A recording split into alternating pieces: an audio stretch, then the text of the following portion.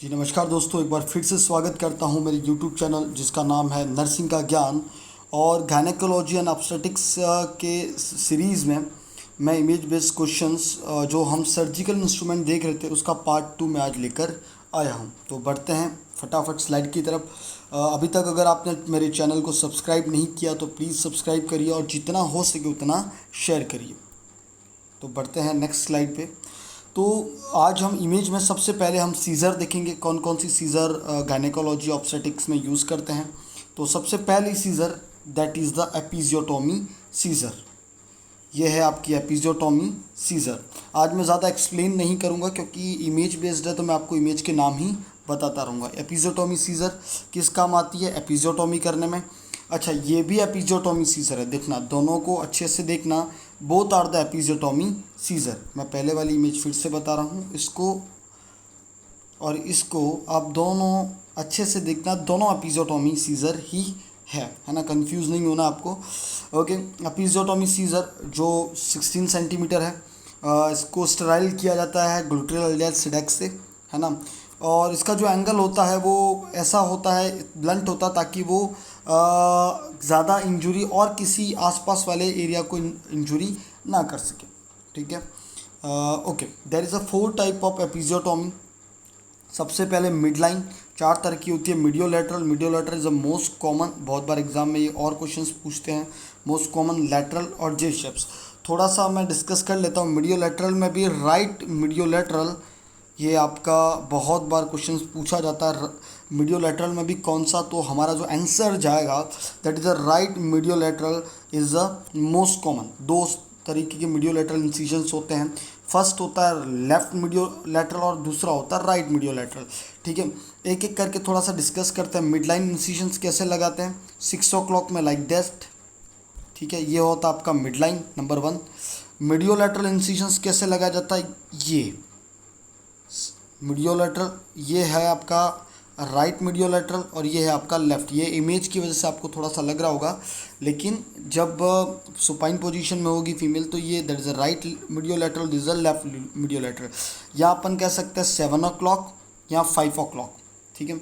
Lateral, lateral आपका इस तरीके से लगेगा इंसिजन्स, देख लेते हैं। लैटरल दैट इज़ 3 o'clock, या ऐसे लगा सकता है 3 o'clock, सॉरी ये 9 o'clock और ये 3 o'clock, ये दोनों हैं आपके लैटरल। और जे शेप्ड कैसा होगा? जे शेप होगा, एक तो आपका कट 2 o'clock लगेगा, एक आपका लगेगा 7 o'clock, that is the J shape. तो ये जो जे शेप का एक बनेगा that is your J shaped incision. ठीक है, तो ये होता है आपका एपिजियोटोमी सीज़र। इंडिकेशंस और हैं इसमें, आप देख लीजिएगा क्या क्या इंडिकेशंस है। बाकी जब मैं एपिजियोटोमी पढ़ाऊँगा तब मैं उसको और डिस्कस करूँगा। Next scissor that is the curved Mayo scissor और that is the straight Mayo scissor. ये अभी लेटेस्ट 2020 कंबाइंड एम्स में दिस क्वेश्चन वाज आस्क। ये कौन सी सीज़र है? कौन सी scissor? That is straight Mayo scissor. इसी की होती है curved Mayo scissor, that is a, इसमें थोड़ा सा कर्व होता है, दैट इज़ अ कर्व। ये तो आपके स्ट्रेट है, that is a straight Mayo scissor. बढ़ते हैं नेक्स्ट स्लाइड में। ये है आपका बोनी सीज़र। बोनी सीज़र जो आपके डेलिकेट टिश्यू होते हैं, बहुत माइन्यूट से टिश्यू होते हैं, कोई वेसल्स होती है, अगर उसको अगर आपको कट करना तो we are using the Bonney scissor. ठीक है, आपको कंफ्यूज नहीं होना बोनी सीज़र और मेटेंजोबम सीज़र में, है ना। मेटेंजोबम सीज़र्स देखना आप, ये यहाँ से इसका पोर्शन थोड़ा सा लॉन्ग है समझने के लिए, जबकि आप बोनी सीज़र के लिए देखेंगे वो यहाँ से ज़्यादा लॉन्ग नहीं है। ठीक है, ये उसके आप पहचान सकते हैं इस तरीके से, है ना। तो ये बोनी सीज़र है, वो है आपकी Metzenbaum scissor. Next is your towel clip. Towel clip की ये इमेज है। टॉवेल क्लिप किस काम आते हैं? तो किस काम आते हैं? जब कोई ऑपरेटिव एरिया होता है उसको ड्रैप करने के लिए, उसको क्लिप करने के लिए काम आता है। ठीक है, कोई शीट को और शीट को फिक्स करने के लिए, या स्किन को और शीट को अगर अटैच करना तब भी हम, या फिक्स करना तब भी हम क्या यूज़ करते हैं? Towel clip. बढ़ते हैं नेक्स्ट स्लाइड पे। ये है आपका बार्कले बोनी वेजाइनल क्लैम्प। थोड़ा सा इसको देखिएगा, नया इंस्ट्रूमेंट है, इसका नाम है बार्कले वेजाइनल क्लैम्प, है ना, बोनी वेजाइनल क्लैम्प। ये मेनली आपका जो काम आता है वो काम आता है जैसे आप हिस्टेरेक्टमी करते हैं, और हिस्टेरेक्टमी करने से पहले वेजाइनल कैनाल को ऑक्लूड करने में ये वेर्थम एक हिस्टेरेक्टमी का प्रोसीजर है ना। तो उससे पहले हम जो वेजाइनल कैनाल को क्लैम्प करते हैं उसके लिए ये क्लैम्प काम में लिया जाता है। एक बार फिर से इमेज देख लीजिए आप, that is a Berkeley Bonney vaginal clamp. Vaginal canal को क्लैम्प करने के लिए काम में किया जाता है। ये आप देखेंगे, ये है आपका Sims anterior vaginal wall retractor. ये क्या काम आता है, जैसे आप सिम्स स्पैकुलम लगाते हो तो आप इसकी दोनों सरफेस देखिए, ये वेजाइनल वॉल को या वेजाइनल लिप्स को रिट्रैक्ट करने में काम आता है। ठीक है, अगर आप इसके एंगल्स को देखोगे, सी देखो यहाँ पे आपको यहाँ पे 15 डिग्री एंगल मिलेगा इसका, है ना, ताकि ये थोड़ा सा रिट्रैक्ट कर सके। ठीक है, फिर से देखते हैं। स्पून शेप इसका एंड है, आप देखेंगे स्पून शेप लाइक दैट, इस तरीके का स्पून शेप इसका शेप है ना। जो इसका एंगल है यहाँ से वो होगा आपका 15 डिग्री, इससे और इसका जो एंगल है दैट इज़ 15 डिग्री। किस काम में किया जाता है, तो एंटीरियर वेजाइनल वॉल को, जब आप सिम्स स्पैकुलम लगा रहे होते हैं, इसके पहले वाली वीडियो में मैंने सिम्स स्पैकुलम के बारे में बता रखा है, तो उसी के लिए उसी के साथ में जब एंटीरियर वेजाइनल वॉल को रिट्रैक्ट करना होता है तब हम इसका यूज़ करते हैं। बढ़ते हैं नेक्स्ट। ये है आपका यूटेराइन क्यूरेट। सी इसका एक एरिया देखना आप, यह है यूटेराइन क्यूरेट। इसका एक एरिया शार्प होता है, एक एरिया होता है ब्लंट। ठीक है, इस इंस्ट्रूमेंट का नाम है ब्लैक यूटेराइन क्यूरेट। ठीक है, ब्लैक यूटेराइन क्यूरेट, जैसा मैंने बताया वन शार्प होता है जबकि वन एरिया क्या होता है, ब्लंट होता है। ठीक है, किस लिए काम आता है, DUB मतलब dysfunctional uterine bleeding. Dysfunctional uterine bleeding क्या होता है, जब अपन को नहीं पता या एग्जामिनर को नहीं पता है कि ब्लीडिंग का एरिया कहाँ है, तब इसमें यूज़ करते हैं। DNB में यूज़ करते हैं जब MTP है, dilatation and evacuation in first trimester, तब भी इसको यूज़ करते हैं। इसका एक फॉटगिल एक प्रोसीजर है MTP का ही, हिस्टेरेक्टोमी भी यूज़ करते हैं, तो उसमें भी अब इसका यूज़ किया जाता है। इसका मेनली कॉम्प्लिकेशंस होता है इन्फेक्शन एंड एबॉर्शन। ठीक है, इंस्ट्रूमेंट का नाम था क्यूरेट, ब्लैक यूटेराइन क्यूरेट। ठीक है, ये है आपका endometrial biopsy curate. That is the endometrial biopsy curate. नाम से ही पता है बायोप्सी लेने में काम लिया जा सकता है, इसको क्यूरेट में भी यूज़ किया जा सकता है। ठीक है, तो क्या क्या काम, diagnosis of DUB, infertility, endometrial dating and anovulations. Infertility involutions क्यों हो रहा है, ओवम क्यों रिलीज़ नहीं हो रहा, इसको यूटेराइन साउंड में भी यूज़ कर सकते हैं। देखो यूटेराइन साउंड और ये दोनों अलग है ना, तो नेक्स्ट सेशन में मैं यूटेराइन साउंड को भी बताऊंगा। तो ये है आपका एंडोमेट्रियल बायोप्सी क्यूरेट। ओके, आपका ये जो नेक्स्ट इंस्ट्रूमेंट है जिसका नाम है लेस्ट विल्किंसन कैनुला। इसका नाम क्या है, लेस्ट विल्किंसन कैनुला। ठीक है, that is your instrument name. क्या काम आता है देखते हैं। ये मेनली आपका हिस्ट्रोसल्फिंगोग्राफी करने में काम आता है, क्रोमोपर्ट्यूबेशंस काम में आता है, रूबिन टेस्ट आपका फैलोपियन ट्यूब की पेटेंसी को भी चेक करने में इसका यूज़ किया जाता है। रूबिन टेस्ट इनफर्टिलिटी में भी करते हैं, फैलोपियन ट्यूब की पेटेंसी को चेक करने में भी करते हैं। इसका जो कॉम्प्लिकेशन है that is a perforation, cervical injury और इन्फेक्शन। नेक्स्ट हमारा जो है that is a dilator. Cervical dilator कौन कौन से हम यूज़ करते हैं उसके बारे में डिस्कस करेंगे। ये है आपका हैगर डायलेटर, ये दोनों हैं आपके हैगर डायलेटर या दास डायलेटर। ठीक है, यस, हैगर डायलेटर 3 mm से लेके 26 mm तक आते हैं। ठीक है, क्या क्या काम आते हैं, तो आप देखिए DNC में काम आते हैं, है ना, और बाकी बहुत सारे हैं जिसको हम बाद में जब थ्योरी क्लासेस में हम पढ़ेंगे तब इन सब चीज़ों को हम डिस्कस करेंगे। ठीक है, लेकिन अभी जो इंस्ट्रूमेंट है वो किस काम क्या है, हैगर डायलेटर, और ये सर्विक्स को डायलेट करने में हेल्प की जाती है। इसका मेन कॉम्प्लिकेशन है परफोरेशन। ठीक है, अगर सबसे ज़्यादा बोले तो परफोरेशन, इसके बाद देखें तो हेमरेज। बढ़ते हैं आगे। ये आपका और हैगर डायलेटर है। एग्जैक्टली ये इमेज बहुत बार एग्जाम में पूछी जाती है, जिसको दास डायलेटर भी कहते हैं। नेक्स्ट ये जो है that is a Hawkin Ambler dilator, Hawkins Ambler dilator. इसका आप एक साइड देखोगे तो ये थोड़ा सा डिफरेंस है आप हैगर डायलेटर में और उसमें। हैगर डायलेटर बिल्कुल आपका लाइक दैट था, जबकि इसके यहाँ पे आपको एक राउंड शेप का ये दिख जाएगा, जिससे आपको आइडिया लग जाएगा that is a Hawkin Ambler dilator.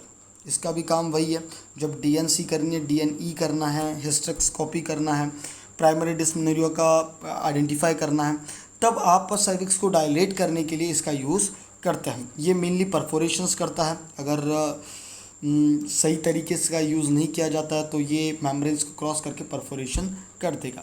Next dilator that is the Purandare dilator. Purandare dilators की सबसे अच्छी बात यह है, देखो हैगर डायलेटर्स और जो इसे हॉकिन एम्बलर डायलेटर्स में आपको डिफरेंट साइज़ ऑफ डायलेटर्स की ज़रूरत पड़ेगी, लेकिन जबकि पुरिंडरे डायलेटर्स में आपको यहाँ पे मार्किंग दिखेगी, ये 2 सेंटीमीटर, 3 सेंटीमीटर, 4 सेंटीमीटर, जितनी सर्विक्स आपको डायलेट करनी है आप उसके हिसाब से यहाँ पे मार्किंग लगी होती है, इसके हिसाब से आप डायलेट कर सकते हैं। जो डायलेटर का नाम है दैट इज़ द पुरिंडरे डायलेटर्स, ठीक है।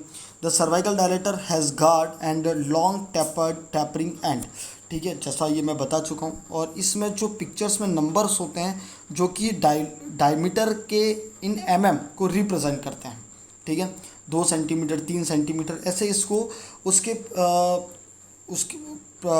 कितना डायलेट किया उसकी साइज़ को को सेंटीमीटर नहीं को ये बताते हैं। इसका सबसे अच्छी चीज़ क्या है, जो परफोरेशन हो रहा था वो परफोरेशंस को ये प्रोटेक्ट करेगा, ठीक है। जो बाकी दोनों डायलेटर्स में परफोरेशंस एक कॉम्प्लिकेशंस था, इसमें वो परफोरेशन आपका नहीं होता। बढ़ता हूँ नेक्स्ट में, that is your green Armitage. Green Armitage forceps, ये ग्रीन आर्मिटेज मेनली जब LSCS करते हैं, लोअर सेगमेंट सीजरल सेक्शंस, तब आपके एज को क्लैम्प करने के लिए काम में किया जाता है, मतलब एक हीमोस्टेट में यूज़ करते हैं, दैट इज़ अ ट्रॉमेटिक हीमोस्टेट, ठीक है। बहुत बार इसको in place of sponge holding में भी यूज़ करते हैं, अगर स्पंज होल्ड नहीं है तो आप इसका भी यूज़ कर सकते हैं, ठीक है। नाउ ओके, स्पंज होल्डर की बात करिए और हमारे पास नेक्स्ट इंस्ट्रूमेंट है जो है स्पंज होल्डर, ठीक है। आप ग्रीन आर्मिटेज, और इसमें आप यही पहचानने का तरीका, इसका स्ट्रक्चर कुछ ऐसा है ना। जबकि आप ग्रीन आर्मिटेज को देखोगे तो देखो आप इसमें कोई ऐसे आपको स्पेशल हॉल नहीं दिख रहे हैं, ठीक है।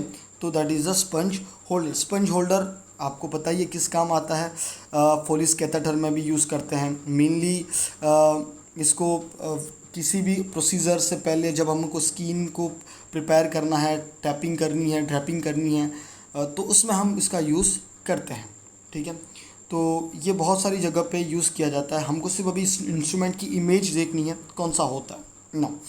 बढ़ता हूँ आगे में, यह है आपका ओवम होल्डिंग फोर्सेप्स। आप यहाँ पे देखोगे तो आपको कुछ ऐसी इस तरह के स्ट्रक्चर्स दिखेगी, that is the ovum holding forceps, ठीक है। ये इसका पूरा नाम है, आप पूरा नाम देखिए, Heywood Smith ovum forceps, Heywood Smith ovum holding forceps. ये मेनली क्या काम में किया जाता है, ये प्रोडक्ट ऑफ कंसेप्शंस को बाहर निकालने में इसका यूज़ करते हैं, ठीक है। इसका भी एक दिक्कत यही है, परफोरेशंस, इसके साथ भी एक प्रॉब्लम है, जो कॉम्प्लिकेशन है दैट इज़ द परफोरेशन और इन्फेक्शंस, ठीक है। हमारे पास जो इंस्ट्रूमेंट था उसका नाम था ओवम फोर्सेप्स। बढ़ता हूँ नेक्स्ट में, ये है आपका वल्सेलम। वल्सेलम को समझने के लिए आपको हमेशा इन को देखना पड़ेगा, क्योंकि वल्सेलम और एलीज में आप कंफ्यूज हो सकते हैं। जबकि वल्सेलम थोड़ा सा यहाँ से आप समझने के लिए समझ सकते हैं, थोड़ा सा यहाँ पे एंगल वाला है, टूथ इसमें भी है, टूथ उसमें भी थे, लेकिन वो थोड़ा ए टाइप का था, जबकि ये थोड़ा सा ए टाइप का नहीं है ना। वो आप देख सकें थोड़ा सा लाइक दैट। एलिस मैंने मेरी आप पहले वीडियो में देख सकते हैं एलिस फॉरसेप्स को, है ना। ये है वल्सेलम, ठीक है। वल्सेलम सर्विक्स का जो लीप है उसको होल्ड करने में किया जाता है। जब आप डायलिटेशन एंड इवैक्यूएशंस कर रहे हैं, डायलिटेशन एंड क्यूरिटेज कर रहे हैं, तो जो सर्विक्स के एंटीरियर लीप है उसको आप होल्ड करने में आप यूज़ करते, यही सर्विक्स को होल्ड करने में कल्पोटोमी हो चाहे कल्डोसिंथेसिस। कल्डोसिंथेसिस क्या होता है, जब आप cul de sac in the sense pouch of Douglas के वहाँ पे अगर आप फ्लूइड का एस्पिरेट कर रहे हैं, फ्लूइड एस्पिरेशंस कर रहे हैं, तो उसको बोलते हैं कल्डोसिंथेसिस। अगर आप एमनियोटिक कैविटी में कर रहे हैं तो एमनियोसिंथेसिस, ठीक है। अगर आप एब्डोमिनल कैविटी में या एब्डोमिनल में कर रहे हैं दैट इज़ अ पैरासिंथेसिस। अगर आप थोरैक्स में कर रहे हैं दैट इज़ अ थोरैकोसिंथेसिस, ठीक है। तो सिंथेसिस का मतलब होता है एस्पिरेशन ऑफ फ्लूइड, ठीक है। बढ़ते हैं, ये है आपका बेबकॉक फोर्सेप्स। आप इसमें देखिएगा that is your Babcock forceps. मैं इसके पहले वाले में बता चुका हूँ बेबकॉक के बारे में, तो that is your Babcock forceps. Tubal ligations में काम में लेते हैं, ट्यूबोप्लास्टी में यूज़ करते हैं, ओविरियन सिस्टेक्टमी में करते हैं, और कोई भी ट्यूबुलर स्ट्रक्चर्स को ग्रैब करने में भी इसका यूज़ किया जाता है बेबकॉफ फोर्सेप्स का। आज के लिए इतना ही इंस्ट्रूमेंट। नेक्स्ट इंस्ट्रूमेंट मैं और ओबीजी के लेके आने वाला हूँ, तो और अब बहुत जल्दी लेक्चर्स वीडियो भी मैं रिकॉर्ड कर रहा हूँ। So as soon as possible. थोड़ी सी उसमें एडिटिंग बाकी है, कुछ टेक्निकल एरर है, लेकिन मैं चाहता हूँ उससे पहले जितने भी लोग हैं प्लीज़ आप सब्सक्राइब करिए, है ना, शेयर करिए इसको, जितने अपने दोस्तों के साथ शेयर करें उतना शेयर करिए।